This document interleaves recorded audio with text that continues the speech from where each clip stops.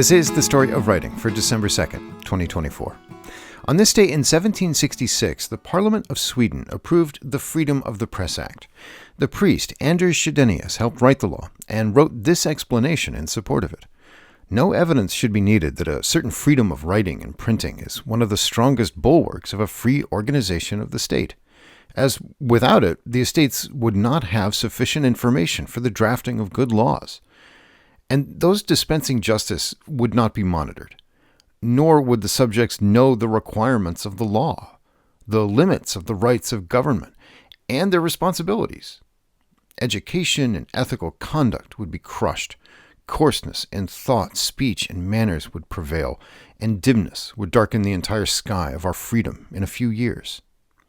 Sweden called its Freedom of the Press Act one of 4 fundamental laws of the realm, and made it a cornerstone of the nation's constitution. Passage of this law in 1766 made Sweden the first country in the world to protect freedom of the press and freedom of information. It is the birthday in 1946 of English-American author and illustrator David Macaulay. His best-known work is The Way Things Work, published in 1988. He combines writing and art to illustrate design, engineering, and architecture.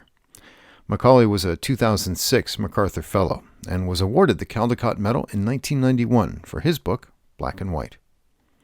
And it is the birthday of the author who wrote, "There are random moments, tossing a salad, coming up the driveway to the house, ironing the seams flat on a quilt square, standing at the kitchen window and looking out at the delphinium, hearing a burst of laughter from one of my kids' rooms, when I feel a wave-like rush of joy. This is my true religion, arbitrary moments of nearly painful happiness for a life I feel privileged to lead." American nurse and writer Elizabeth Berg was born on this day in 1948. She says working as a nurse for 10 years taught her about, quote, hope and fear and love and loss and regret and triumph, and especially about relationships, all things that I tend to focus on in my work, unquote. Some critics call her work overly sentimental, but her readers agree with the book review that said, Berg's writing is to literature what Chopin's etudes are to music, measured, delicate, and impossible to walk away from until their completion. It is also the birthday of the novelist who wrote, "Pleasure, I remind myself, is inseparable from its lawfully wedded mate, pain." American writer T.C. Boyle was born on this day in 1948. His writing stitches together the improbable combination of historical fiction, satire, magical realism, and morality in an entertaining way. On writing, he said, "First, you have nothing. And then, astonishingly, after ripping out your brain and your heart and betraying your friends and ex-lovers and dreaming like a zombie over the page until you can't see or hear or smell or taste, then you have something." And it's the birthday of the writer who said, "Do those things that incline you toward the big questions, and avoid the things that would reduce you and make you trivial." American storyteller George Saunders was born on this day in 1958. He became known for his short stories and essays published in The New Yorker and other magazines. Saunders' work has been recognized with National Magazine Awards for fiction, MacArthur and Guggenheim Fellowships. His first full-length novel, Lincoln in the Bardo, was awarded the Booker Prize. And it is the birthday of the author who wrote, "Writing is a job, a talent, but it's also the place to go in your head. It's the imaginary friend you drink your tea with in the afternoon."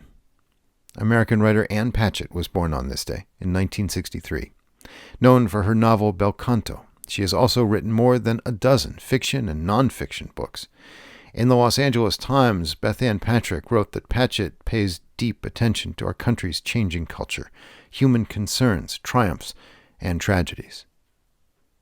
Today's reading is from Treasure Island, written by Robert Louis Stephenson and published in 1882. "For 30 years I've sailed the seas and seen good and bad, better and worse, fair weather and foul, provisions running out, knives going, and whatnot. Well, now I tell you, I never seen good come o' goodness yet. Him as strikes first is my fancy. Dead men don't bite. Them's my views. Amen. So be it." And that is the story of writing for December 2nd. Thanks for listening.